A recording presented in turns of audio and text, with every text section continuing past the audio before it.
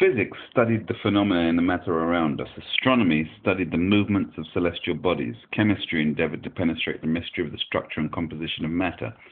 These three physical sciences based their conceptions of the form of the world entirely upon the geometry of Euclid.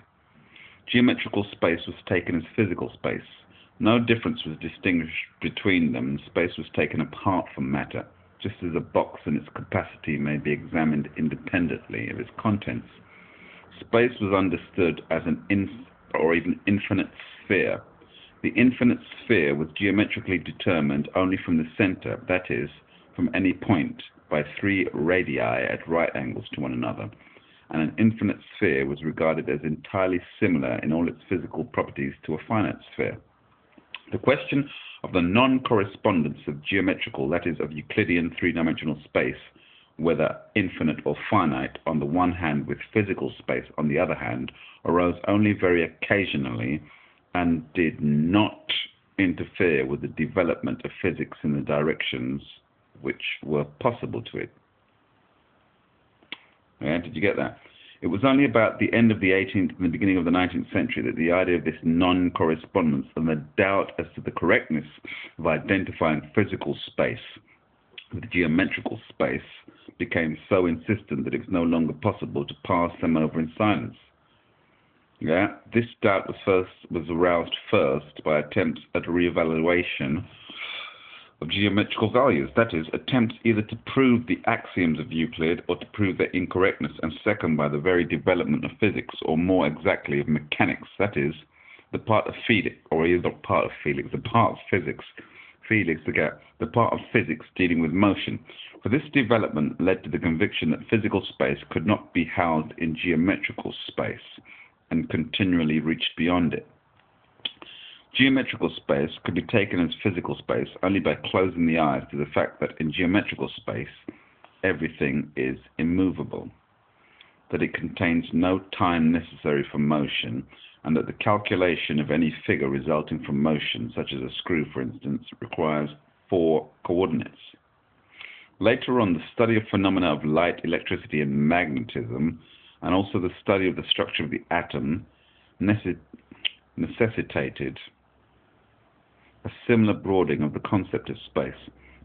The result of purely geometrical speculations concerning the correctness or incorrectness of the axioms of Euclid was twofold.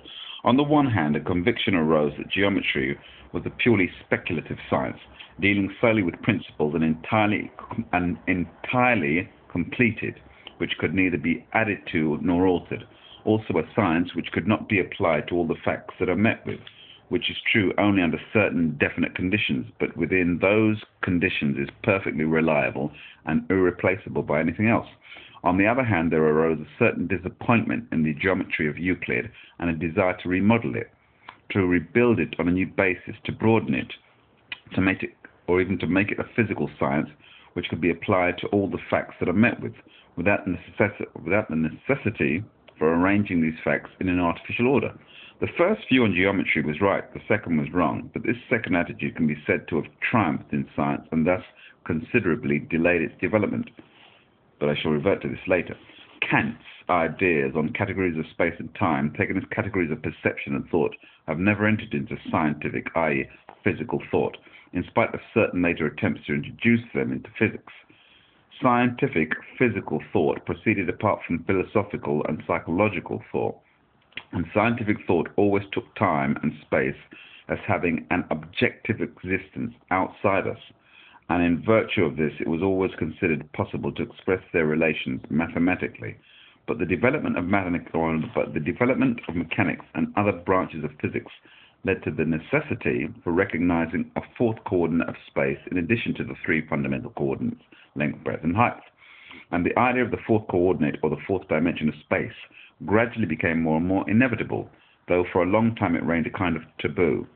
Material for the construction of new hypotheses of space remained in the works of the mathematicians Gauss, Lobachevsky, Saccheri, Bolyai, and especially Riemann, who in the 50s of the 19th century was already considering the question of the possibility of a totally new understanding of space. There were no serious attempts at a psychological study of the problem of space and time. The idea of the fourth dimension remained